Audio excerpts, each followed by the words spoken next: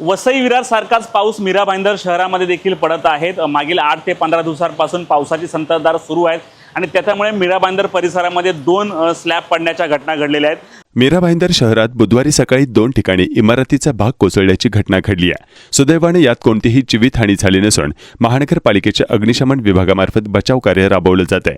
गेल्या काही दिवसांपासून मीरा भाईंदर शहरात सतत पावसाची संततधार सुरू आहे।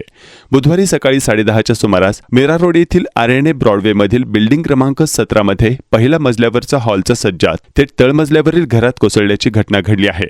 यावेळी दोन्ही घरातील व्यक्ती किचन व आतल्या रूममध्ये असल्याने कोणतीही जीवितहानी झाली नाही, मात्र इतर साहित्याचे मोठे नुकसान झाले आहे।